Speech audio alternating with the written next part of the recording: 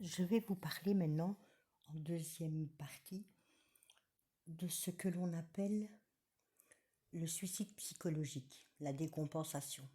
Alors toutes mes infos, je les tire de revues médicales ou de revues scientifiques, mais aussi de la clinique Schumann et la clinique e-santé et du centre Tanagra, faisant très régulièrement des bilans systémiques de l'homme, ainsi que des bilans neurosciences et de reconstruction mentale, émotionnelle et physique après un burn-out ou une dépression ou une longue maladie. Alors je sais bien que cela ne veut pas dire qu'ils ont 100% raison, mais ce sont en général des professionnels de la santé, comme le grand neuroscientifique Boris Cyrulnik, qui a travaillé pour l'Office mondial de la santé et le CNRS. Je dois dire que c'est avec lui, Boris Cyrulnik, qu'ont débuté mes recherches et le vouloir comprendre, vouloir découvrir le monde mental de l'autre. Ça vient de lui, ça. Sa définition de l'empathie, fondement même de la morale pour le savoir-vivre ensemble. Alors le suicide forcé est un terme qui peut induire en erreur.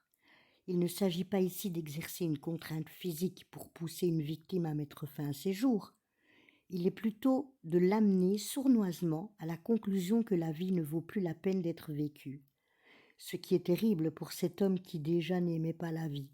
Toute personne pourrait rendre compte de ce petit leitmotiv qu'il répétait depuis toujours, mais qui s'accrochait à cette petite étincelle de vie pour ses enfants, ayant perdu leur mère, donc son épouse, dans un accident de quad en 2008, après 35 ans de mariage.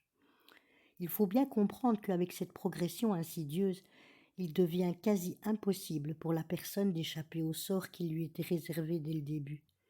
L'envahissement par cette personne malveillante de sa vie personnelle, sociale, professionnelle, financière et familiale la prive de ressources extérieures pour se rendre compte du degré d'importance dont elle fait l'objet, et elle finira même par être convaincue que sa situation est le reflet de ce qu'elle mérite. Pire, cette personne pensera en être responsable.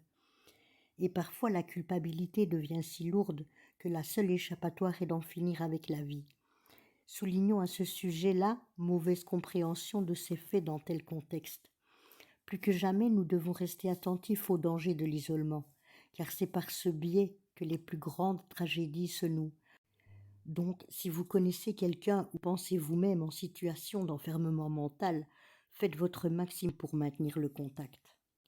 Toutefois, même si l'application de celle-ci est difficile, elle est une réalité qui n'est plus ignorée par la loi, et la prévention reste le meilleur moyen de combattre ce phénomène.